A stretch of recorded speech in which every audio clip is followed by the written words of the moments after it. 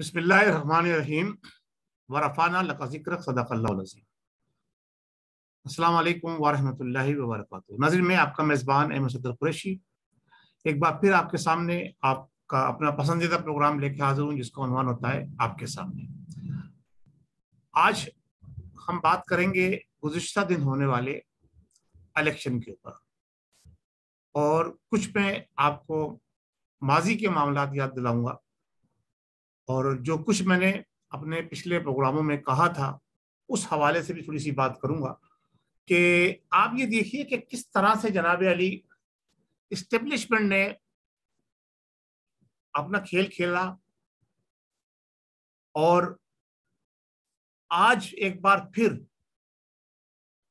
जो इलेक्शन के रिजल्ट्स आए हैं, तमाम तर तज्जिया निगार, बड़े बड़े दावेदार, उन्होंने जनाब अली जो तज्जिए किए थे सब के सब धरे के धरे रह गए। अब देखना यह है कि इन तमाम अवामिल और के पीछे क्या मुहर्रिकात थे, किस वजह से ये सारे जो बड़े बड़े एंकर हजरात थे उनके बड़े बड़े दावे थे कि जनाब कोई कह रहा था 17 सीटें मुस्लिम लीग नून लेके जाएगी, कोई जनाब 12 सीटें, कोई पूरा शटअप मुस्लिम लीग उठा लेगी।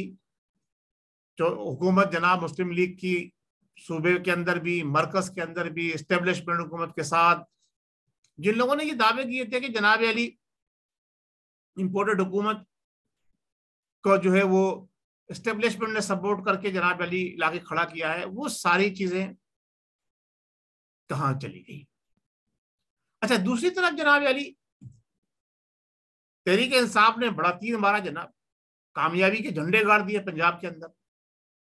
अब ये देखना है कि एक तरफ कामयाबी के झंडे पंजाब के अंदर तहरीक इंसाफ गाड़ रही है, और दूसरी तरफ जनाब अली मरकज की हुकूमत को कमजोर करके अब जो है गेम प्लान फिर एक बार, लोग बड़े खुश हो रहे हैं, और होना भी चाहिए, देखना चाहिए उन्हें कि क्या कुछ हो रहा है मुल्क के अंदर, और क्या कुछ होता रहता है हमारे वतन के अंदर, और क्यों कुछ होता है और क्यों कुछ होता रहता है।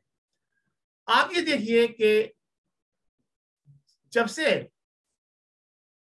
पाकिस्तान बना है, हमारे मुख्तदर इदारों का उसमें क्या रोल रहा है, और हमारी सियासी और समाजी कारकुनान का क्या रोल रहा है, और हमारी आवाम को किसने क्या दिया है। तो हुकूमत की हम बात करते हैं, मौजूदा हुकूमत की। मौजूदा हुकूमत मैं ये समझता हूं जो 10, 11, 12, 13 पता नहीं कितनी जमातों का मजमुआ है, उसको एस्टेब्लिशमेंट ने एक बार फिर मामू बना दिया। वो इस तरह से, मैं बार बार अपने प्रोग्राम में, मेरे आप प्रोग्राम उठा के देख लें, मैंने बार बार ये कहा है कि हाथी के दांत दिखाने के और है, खाने की कुछ और है। जो कुछ भी हो रहा है, जो इमरान नियाज़ी साहब की हुकूमत गई, वो भी एस्टेब्लिशमेंट की और इमरान नियाज़ी की गठजोड़ थी। हालात सोशल मीडिया के जरिए ऐसे आपके सामने लाए गए, फिर बाद में कुछ फैसले ऐसे किए गए जिससे पता चले ओ हो बड़ा जुल्म हो गया जनाब नियाज़ी साहब की। असल में जो नियाज़ी साहब का गिराव गिरा था उन्हें 4 साल के अंदर, उसको एस्टेब्लिशमेंट ने ही उठवाना था। देखिए, एस्टेब्लिशमेंट अपने लाए हुए मोहरे को कभी भी जनाब अली फेल नहीं होने देना चाहती। उन्होंने कहा जी ये तो गिर गए, नाहल तो है, सारे के सारे नाहल थे उसके अंदर, उसमें से तत्हीर भी करनी थी लोगों की।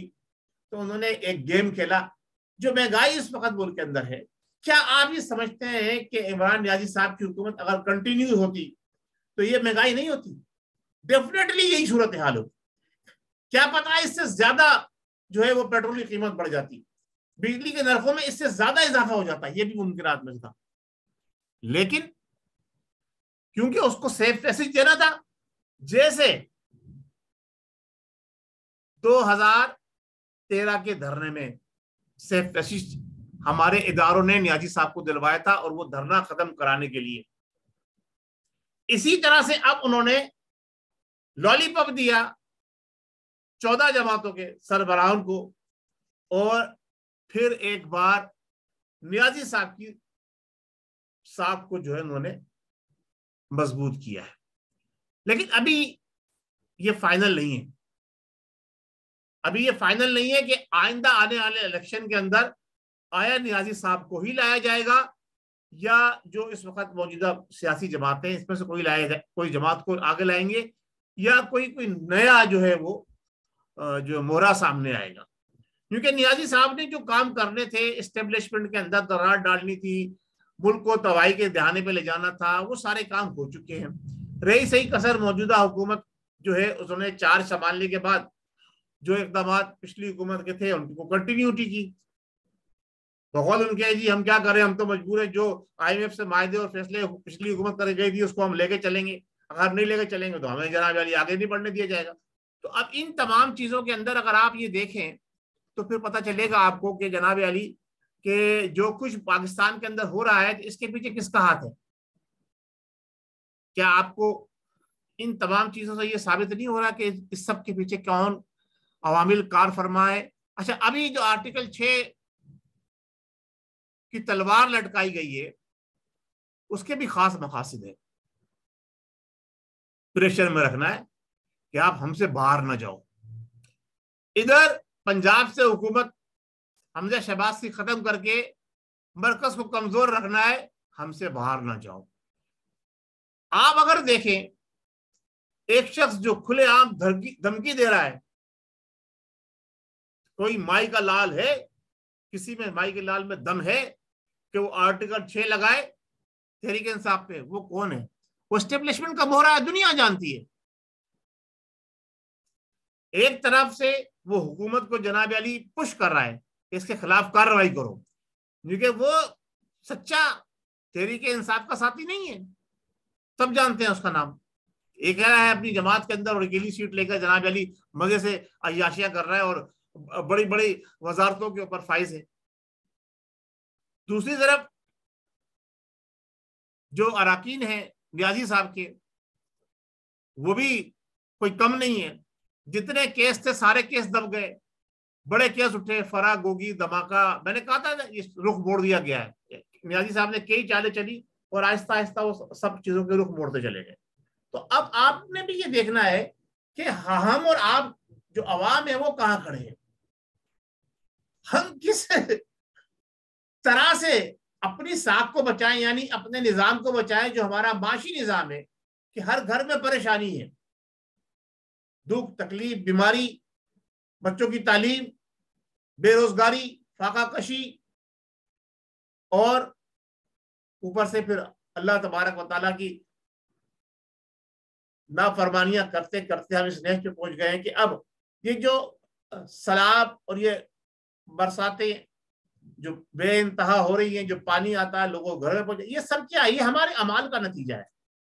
ہم کس نتیجے پہ پہنچے ہیں, ہمیں کہاں تک اور کیا ہمارے لیے بہتر ہے, کیا ہمارے حق میں اچھا ہے, ان سب چیزوں کو ہم نے اگر نہیں اب سمجھا تو ہم کب سمجھیں گے. اب ہم بات کرتے ہیں حکومت کی. جو حکومت اس وقت ہے وہ کیا کر رہی ہے, اس کا کیا کردار ہے, اور وہ کس طرح سے آگے چلے گی, اور اس کو کس طرح سے آگے بڑھنا چاہیے. ناظرین, بڑے بڑے جاندیدہ جو ہے وہ تجزیہ نگار ہیں, ان کے سارے تجزیے فیل ہو گئے.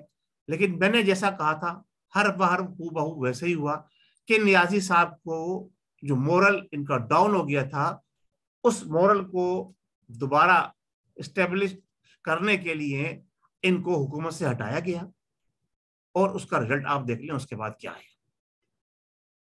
اب یہ جو آنے والے الیکشن 2023 کے اندر جو جائیں گے, وہاں پر ان کو پھر باندھ کے رکھنے کے لیے ان کے اوپر آرٹیکل 6 لگا دیا گیا ہے. یعنی لگنے کی ان کے اوپر اداروں نے وہ دے دی ہے کہ دیکھو یہ بھی ہو سکتا ہے, تو اب آپ نے ہمارے ساتھ ہی مل کے چلنا ہے تو آپ چل سکو گے, ورنہ نہیں چل سکو گے. دوسری طرف ان کو جناب علی ایک بار پھر عوام کے اندر ذلیل و رسوا کر کے کہہ دیا تم نے بھی اگر ہماری ماننی ہے تو تمہیں کچھ چیزیں مل جائیں گی, ورنہ کلین سویپ بھائی, تمہارا پتہ صاف. ہاں, اب رہ گئی پیپلز پارٹی. پیپلز پارٹی بڑی پلاننگ سے حصہ لے رہی ہے. اور میں آج آپ کو بتاتا جا رہا ہوں کہ آئندہ آنے والے الیکشن کے اندر مسلم لیگ سے زیادہ اکثریت پیپلز پارٹی حاصل کرے گی. نوٹ کر لی میری اس بات کو. ناظرین، ہماری کوشش یہ ہے کہ ہم آپ کو ہمیشہ سچائی اور حقیقت سے آگاہی دلاتے رہیں. نہ مسلم لیگ میرے گھر کا خرچ چلاتی ہے، نہ پیپلز پارٹی، نہ نون لیگ. میں آپ کو جو باتیں کرتا ہوں، بہت سارے لوگ یہ سمجھتے ہیں کہ جناب علی میں عمران نیازی صاحب کے خلاف باتیں کر رہا ہوں اور میں مسلم لیگ کا حامی ہوں یا پیپلز پارٹی کا حامی ہوں. نہ میں مسلم لیگ کا حامی ہوں، نہ پیپلز پارٹی کا آدمی ہوں، نہ میں نون لیگ کا ہوں.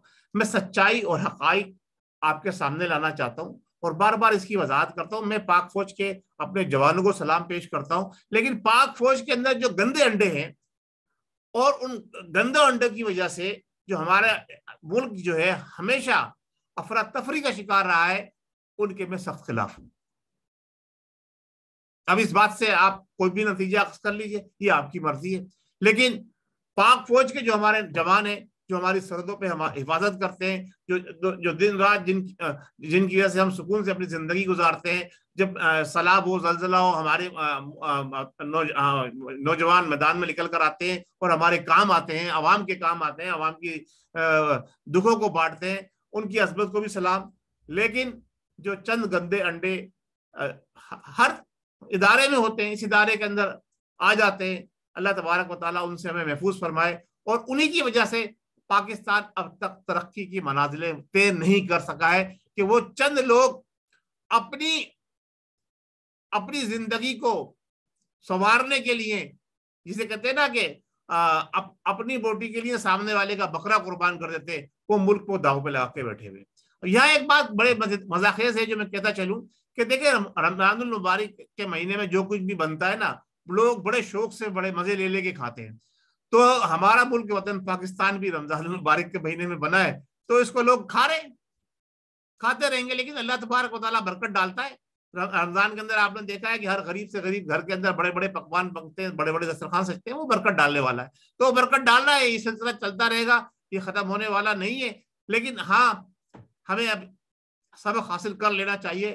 70 سال میں بھی اگر ہم سبق حاصل نہیں کر سکے تو پھر اسی طرح سے ہم پستے رہیں گے. اور دو پٹیاں جو کے پارٹ جو ہیں، دو چکی کے جو پارٹ ہیں، اس کے بیچ پہ جس طرح پس رہے ہیں اس طرح پستے رہیں گے. یہ میں عوام کی نمائندگی کر رہا ہوں. بہت شکریہ. السلام علیکم ورحمۃ اللہ وبرکاتہ. پاکستان زندہ باد.